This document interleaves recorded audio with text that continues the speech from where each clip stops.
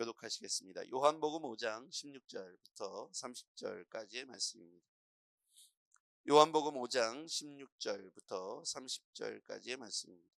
요한복음 5장 16절. 그러므로 안식일에 이러한 일을 행하신다 하여 유대인들이 예수를 박해하게 된지라. 예수께서 그들에게 이르시되 내 아버지께서 이제까지 일하시니 나도 일한다 하시매 유대인들이 이로 말미암아 더욱 예수를 죽이고자 하니 이는 안식일을 범할 뿐만 아니라 하나님을 자기의 친아버지라 하여 자기를 하나님과 동등됨으로 삼으심이로라. 그러므로 예수께서 그들에게 이르시되 내가 진실로 진실로 너희에게 이르노니 아들이 아버지께서 하시는 일을 보지 않고는 아무것도 스스로 할 수 없나니 아버지께서 행하시는 그것을 아들도 그와 같이 행하느니라. 아버지께서 아들을 사랑하사 자기가 행하시는 것을 다 아들에게 보이시고 또 그보다 더 큰 일을 보이사 너희로 놀랍게 여기게 하시리라. 아버지께서 죽은 자들을 일으켜 살리신 같이 아들도 자기가 원하는 자들을 살리느니라. 아버지께서 아무도 심판하지 아니하시고 심판을 다 아들에게 맡기셨으니 이는 모든 사람으로 아버지를 공경하는 것 같이 아들을 공경하게 하려 하십니다. 아들을 공경하지 아니하는 자는 그를 보내신 아버지도 공경하지 아니하느니라. 내가 진실로 진실로 너희에게 이르노니 내 말을 듣고 또 나 보내신 이를 믿는 자는 영생을 얻었고 심판에 이르지 아니하나니 사망에서 생명으로 옮겼느니라. 진실로 진실로 너희에게 이르노니 죽은 자들이 하나님의 아들의 음성을 들을 때가 오나니 곧 이때라. 듣는 자는 살아나리라. 아버지께서 자기 속에 생명이 있음 같이 아들에게도 생명을 주어 그 속에 있게 하셨고 또 인자됨으로 말미암아 심판하는 권한을 주셨느니라. 이를 놀랍게 여기지 말라. 무덤 속에 있는 자가 다 그의 음성을 들을 때가 오나니 선한 일을 행하는 자는 생명의 부활로 악한 일을 행하는 자는 심판의 부활로 나오리라. 내가 아무것도 스스로 할 수 없노라. 듣는 대로 심판하노니 나는 나의 뜻대로 하려 하지 않고 나를 보내신 이의 뜻대로 하려 함으로 내 심판은 의로우니라. 아멘. 할렐루야. 네, 주께서 오늘 우리 가운데 주신 평강과 은혜가 우리 가운데 함께하기를 주의 이름으로 축복합니다. 참된 안식은 무엇이냐? 이제 안식일에 대한 논쟁 때문에 지금 격화되고 있죠. 참된 안식은 과연 무엇을 의미할까? 예수님께서 안식일에 오래된 만성병 환자 38년 동안 누워 있었던 사람을 베데스다 연못가에서 소망을 신화에 두고, 헛된 신화죠. 될까 안 될까도 모르는데 거기에 소망을 두고 누워 있는데 불만이 있었어요. 누구든지 내가 이제 가려고 하면 다른 사람이 먼저 거기에 딱 가가지고 나는 이제까지 나올 수가 없었으니 나로 하여금 거기에 연못가에 묻가에 넣어줄 사람이 나는 없도다. 그게 상처였고 그게 아픔이었어요. 근데 예수님은 그것뿐만 아니라 사실은 근원적인 문제를 터치하시죠. 단순히 그냥 조금 더 일찍 베데스다 물가에 들어가는 정도의 구원이 아니라 그것보다 더 강력한 말씀을 하시죠. 근원적으로 구원에 관한 말씀하십니다. 근데 그날이 안식일이었다는데 조금 사람들에게 당혹스러운 거죠. 유대인들은 그 안식일에 대한 논쟁에 빠지게 됩니다. 얘들아 왜 다 뒤로 왔니? 앞으로 이렇게 좀 당겨.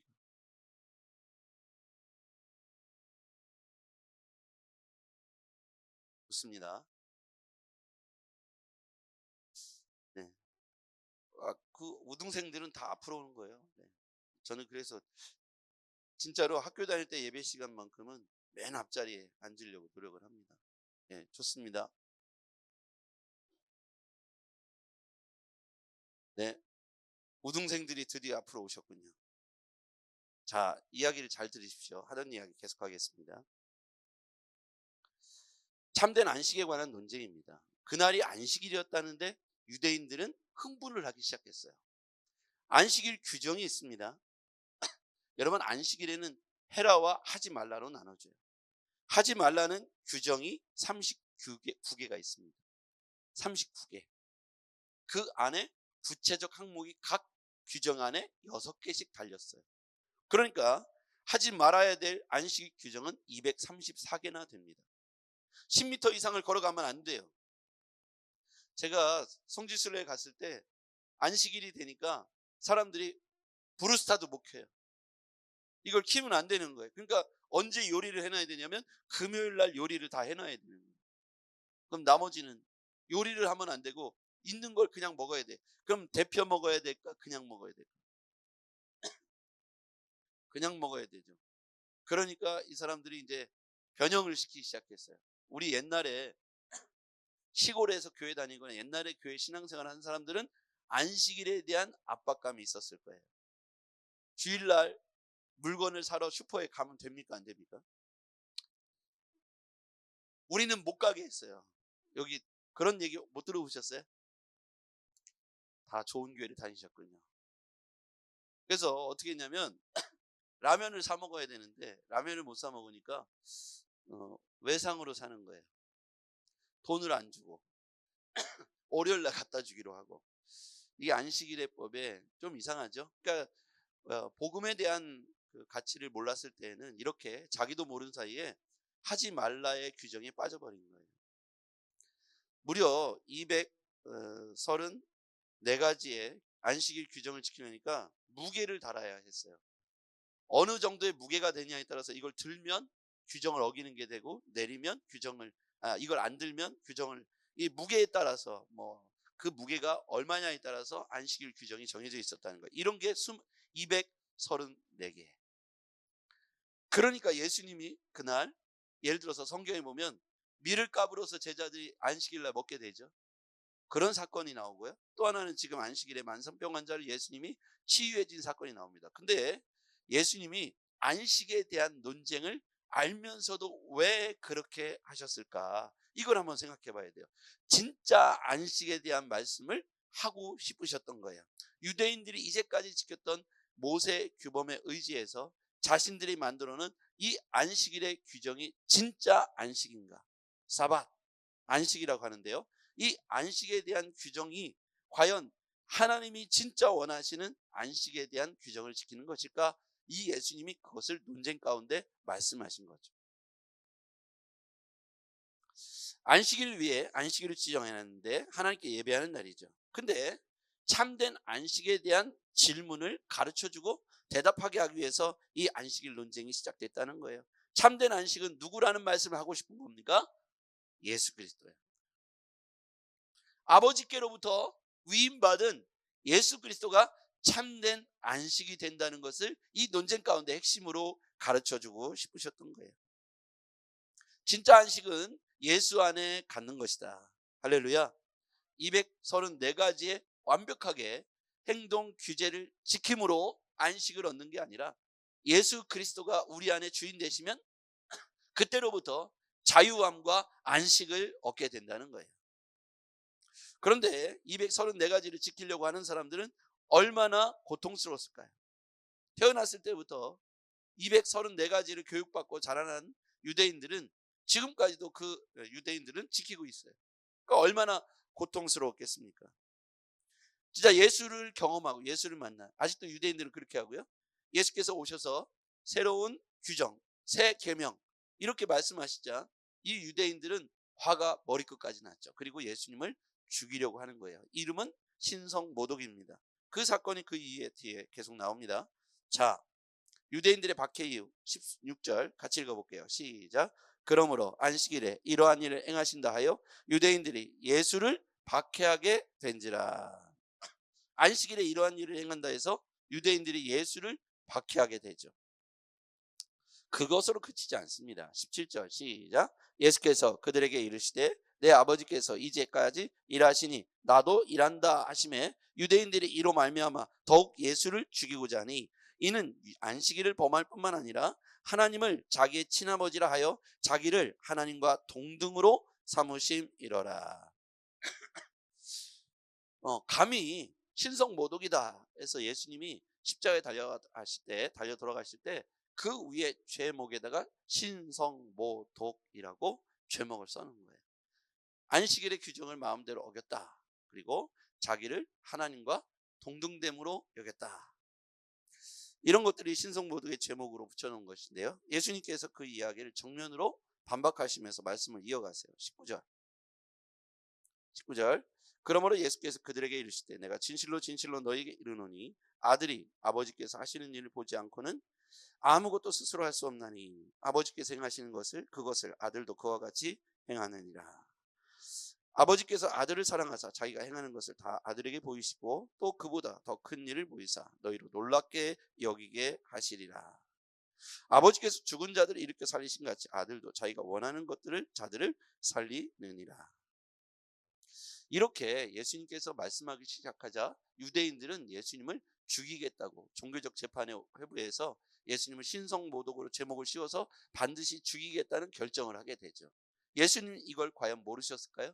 근데 이게 사명이기 때문에 그들이 듣기 좋은 말을 하지 않고 예수님이 반드시 해야 될 사명에 집중하고 있는 걸 볼 수 있어요. 그리고 여기의 핵심은 뭐냐면 아들에게 부여해 주신 하나님의 권한과 능력이라는 것입니다. 지금 19절부터 21절까지 본문을 읽었잖아요. 아들에게 부여해 주신 하나님의 권한과 능력이라는 거예요. 왜 이게 중요하냐면 이 아들이 행사했던 모든 권한과 능력은 병 고치는 것뿐만 아니라 심판하는 것까지 아들을 사랑하사 아들에게 보이시고 그보다 더 큰 일을 보이사 너희로 놀랍게 여기게 하시리라. 하나님의 권능과 능력이 아들에게도 동일하고 그 아들이 그 권능과 능력을 다 행사하시면서 공생애를 이 땅에 사시다가 마지막 십자가에 달려 돌아가시고 부활하셔서 승천하실 때 한 가지 유언과 약속을 하세요. 그게 뭐냐면 앞으로 장차 하나님께서 예수님에게 권한과 능력을 위임하셨는데 이 권한과 능력이 누구에게 위임된다고 말씀하셨어요? 우리에게. 누굴 통해서? 성령을 통해서. 그러니까 하나님께서 이 땅에 예수님을 통해서 미션, 사명을 제공하셨어요. 그 사명을 이루어가고 감당했던 예수님이 공생의 3년 동안 그 사명을 감당했는데 사복음서, 마태, 마가, 누가, 요한, 사복음서, 신약성경에 나오는 마태, 마가, 누가, 요한 이 사복음서에는 70%가 기적사건으로 많이 이렇게 있어요. 많이 나타나 있어요. 첫 번째 기적은 우리가 요한복음에서 봤던 뭐죠? 가나 혼인잔치, 물이 변해서 포도주가 난 사건이죠. 이것 말고도 예수님께서 병자를 고치시고 그리고 귀신자를 쫓아내시고 천국 복음을 전하시고 죽은 자를 살리시고 이런 기적이 성경에 예수님 사역의 70%를 차지해요. 그러면 예수님이 이 땅에 병자를 고치기 오셨을까요? 예수님이 오셔서 첫 번째 선언하신 핵심 메시지는 뭡니까? 회개하라, 천국이 가까웠다. 뭘 가르쳐주기 위해서 오셨냐면 천국, 하나님 나라를 선언하기 위해 이 땅에 오셨습니다. 하나님 나라에 대한 말씀을 이 땅에 하신 거예요. 그래서 하나님 나라의 주인이 누구냐? 하나님 나라에 누가 들어갈 수 있느냐? 오늘 그 말씀을 핵심으로 하고 계신 겁니다. 그 말씀의 핵심은 뭐냐면 오늘 말 들어보죠. 자, 24절 읽어볼게요. 24절 같이요. 시작. 내가 진실로 너희에게 이르노니 내 말을 듣고 또 나 보내신 이를 믿는 자는 영생을 얻었고 심판에 이르지 아니하나니 사망에서 생명으로 옮겼느니라. 아멘. 이건 정말 꼭 외워야 할 말씀이에요. 내가 진실로 너희에게 이르노니 내 말을 듣고 또 나 보내신 이를 믿는 자는 영생을 얻었고 심판에 이르지 아니하나니 사망에서 생명으로 옮겼느니라. 요한복음 5장 24절 말씀. 여러분, 이게 바로 예수님께서 이 땅에 오셔서 하시고자 하는 궁극적 핵심 진리라는 거예요. 예수님의 말씀을 듣고 반응을 어떻게 하는 거예요? 나도 그를 영접하겠습니다. 나도 예수님을 믿겠습니다. 기적사건, 죽은 자가 살아나거나 38년 된 병자가 이렇게 들 것을 들고 걸어가거나 또는 사마리아 우물가에서 만났던 남편이 5이나 있었던 그 사마리아 여인이나 예수를 만나고 이들이 감격하여 예수님을 영접하게 되죠. 예수님을 믿기로 고백합니다. 그 다음 액션이 뭐냐면 이 사람이 자기의 가장 가까운 사람, 친구들, 마을로 달려가요. 사마리아 여인은 물동이를 버려두고 마을로 쫓아가죠. 왜 그렇습니까? 가장 인생의 근원적인 문제 해결에 대한 답을 얻었기 때문이죠. 이게 신앙생활의 핵심입니다. 우리가 예수님을 믿는다는 것은 무엇을 의미하냐면 물동이에 물을 가득 채우기를 원해서 물을 길러 목마름을 해결하기 위해서 물을 길러왔던 사마리아 여인의 목적과도 같은 것이 우리였어요. 우리도 또한 물동이를 하나씩 각자 들고 돈을 벌고 싶고 자격증을 모집하고 싶고 좋은 대학에 가고 싶고 뭔가 이런 궁극적 인생의 문제에 대한 그 갈구가 있었다는 거예요. 38년 된 병자의 갈구는 병이 좀 나았으면 좋겠다는 거고, 사마리아 우물가에서 만났던 그 여인은 물동이에 물이 항상 떨어지지 않았으면 좋겠다는 거고, 그 정도 소원이에요. 안진뱅이는 일어나 걸었으면 좋겠다는 거고, 눈이 안 보이는 사람은 눈이 떴으면 좋겠다는 거예요. 그 정도가 우리의 인생의 소원이에요. 사실은 전부였습니다. 우리도 예수 믿기 전에는. 돈을 많이 벌었으면 좋겠다. 좋은 대학에 가서 좋은 데 취직해서 나도 잘 살아봤으면 좋겠다. 그런데 그것은 사실 유한한, 굉장히 유한하고 편협하고 지엽적인 우리 인생의 문제예요. 여러분, 38년 된 병자가 예수님 만나서 베데스다 연못가에서 내 들 것을 들고 걸어가라 했을 때 일어나 걸어갔어요. 그럼 모든 인생의 문제가 앞으로 다 해결될까요? 아닙니다. 우리가 마치 제가 좋은 대학에 가기 원합니다 하고 간절히 기도했더니 내가 좋은 대학에 갔어. 그럼 앞으로 내 인생은 탄탄대로요. 아무 문제가 일어나지 않습니까? 그렇지 않아요. 여러분, 우리의 인생의 가장 근원적인 문제에 대한 예수님께서 답을 우리에게 주시기를 원하는 거예요. 지금 당장 목마른 자에게 물을 주고 싶고, 사람들은 물을 달라고 하고, 돈이 필요한 사람은 돈, 빵이 필요한 사람은 빵을 원하겠지만 예수님은 하나님 나라를 우리에게 말씀해 주시기를 원했다는 것입니다. 참된 안식. 어쩌면 유대인들은 234가지의 규정을 지킴으로 내가 잘하고 있다는 위안을 삼았을 거예요. 그러니까 인생의 목표가 하라는 대로만 하는 거예요. 하지 말라는 건 안 하고 하라는 것만 하는 거예요. 궁극적으로 예수님은 그거에 관한 답이 아닙니다. 하나님 나라를 말씀하고 계신데 그것만 쳐다보고 있는 거예요. 사마리아 여인은 물동이만 가지고 쳐다보고 있고, 38년 된 병자는 베데스다 우물만 쳐다보면서 내가 저기에 1번으로 들어가는 게 내 인생의 목표예요. 근데 예수님 오셔서 그것보다 더 높은 가치를 말씀하시는데 사람들은 그걸 몰라보니까 안식의 논쟁에 빠진 거예요. 왜 안식일을 어겼느냐? 왜 10발짝 이상을 걸어갔느냐? 왜 빨리 걸어갔느냐? 왜 일을 했느냐? 그러니까 그 사람들 논쟁에 의하면 자동차가 가다가 옆길로 빠졌어요. 그날이 안식일이에요. 그럼 끌어올릴 수 있을까요? 못 올릴까요? 그 사람들은 그걸 끌어올리는 순간 죄를 지은 거예요. 그게 참된 안식이냐? 그것으로 우리의 인생의 문제가 다 해결되느냐? 그렇지 않다는 겁니다. 안식일의 주인이 누구이냐? 예수 그리스도다. 예수 그리스도를 만나면 진짜 근원적인 안식을 얻게 될 줄 믿습니다. 인생의 문제가 단순히 내게 필요한 어떤 하나를 체험으로 해결될 수 있다면 참 좋겠어요. 그런데 우리가 경험해 보지만 인생의 문제는 너무 다양할 뿐만 아니라 그것으로 해결되지 않더라는 거예요. 저는 물동이, 사마리아 여인으로 비유하자면 그 물동이에 물을 가득 채우는 만한 일들은 수십 가지가 제 인생에 벌써 지나갔어요. 매 순간마다 저는 이 물동이에 물만 채우면 내 인생이 평안해지고 행복해질 거라는 착각을 했어요. 좋은 대학에 가고 좋은 데 취직하고 군대를 마치고 집을 사고 이런 과정마다 이것이 나의 인생의 큰 행복이구나 라는 착각을 합니다. 근데 아쉽게도 그 문제로 다 해결되지 않더라는 거예요. 여러분, 예수님이 하나님으로부터 그 권세와 능력을 위임받아서 병 고치는 능력, 그리고 귀신을 쫓아내는 능력, 죽은 자를 살리는 능력, 하나님의 권능과 권세를 큰 기적과 함께 다 행하셨어요. 그러면서 우리에게 그것을 위임해 주고 떠나시는 거예요. 나보다 더 큰 일을 너희들이 보게 될 것이고 하게 될 것이라는 거예요. 그 예수의 이름에 대한 사용권을 우리에게 주고 가셨다는 겁니다. 근데 그것을 언제 사용할 수 있냐면 성령의 능력을 힘입어 사용하라고 말씀하고 있는 것이죠. 여러분, 그러므로 오늘 그 능력과 권한이 우리에게 맡기고 떠나셨는데 우리는 그러므로 성령을 받으셔야 합니다. 성령의 충만함을 입으시기 바랍니다. 그리고 예수 그리스도의 이름으로 행하시기를 바랍니다. 첫 번째, 귀신을 쫓아내십시오. 예수님이 그 일을 하셨잖아요. 귀신 들린 자에게 예수께서 귀신을 쫓아내주셨습니다. 그 일을 성령 받고 우리가 감당하라는 거예요. 성령 받지 못하면 그 일을 감당할 수가 없다는 겁니다.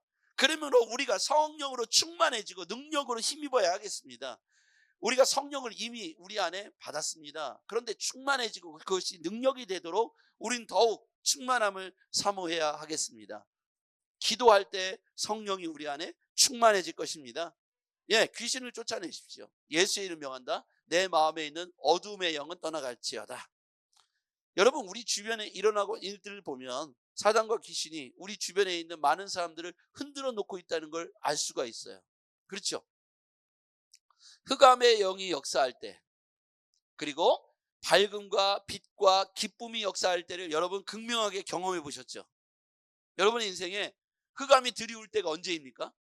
병마가 찾아왔을 때, 물질의 어려움이 있을 때, 나쁜 말을 들었을 때, 내 마음이 나도 모르게 흑암이 드리워지기 시작해요. 왜냐하면 이것은 내 안에 공존하는 생각들이고 마음들인데, 이것이 내 인생에, 내 삶에 옥죄고 묶어놓는 그 순간이 언제냐면 부정적인 일을 경험했을 때더라고요.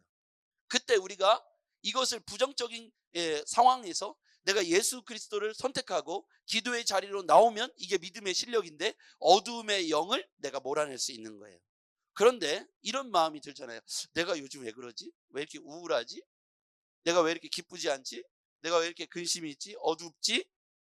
왜 먹고 싶지도 않고 만나고 싶지도 않고 교회 가고 싶지도 않고 예배하고 싶지도 않고 성경도 보기 싫고 찬송도 싫고 기도가 싫고, 이런 마음이 이제 들어올 때가 언제인가를 생각해 보세요.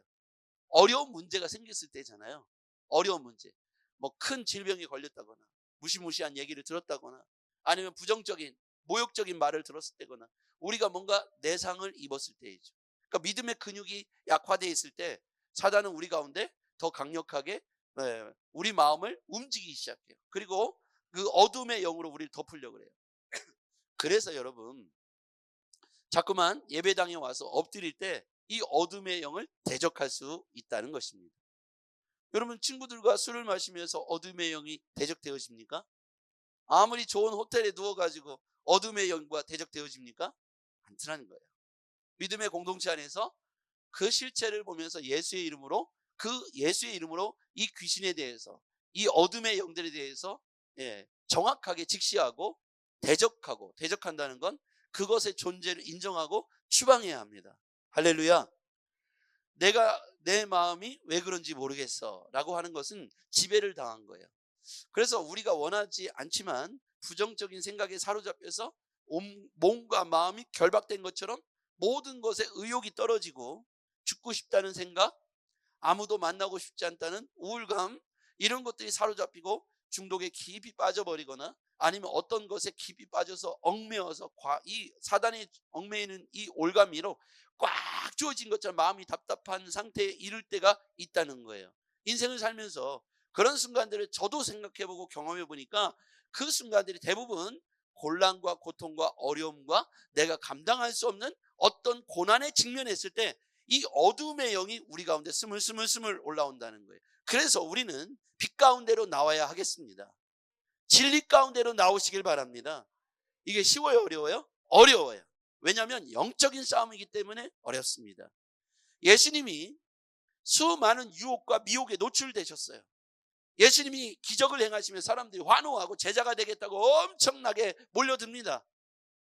근데 예수님은 거기서 그래 자 우리 같이 해보자 이렇게 말씀하지 않고 조용히 한적한 곳으로 가셔서 기도만 할 따름이었어요. 그리고 너희들이 모르는 게 있는데 십자가를 져야 돼.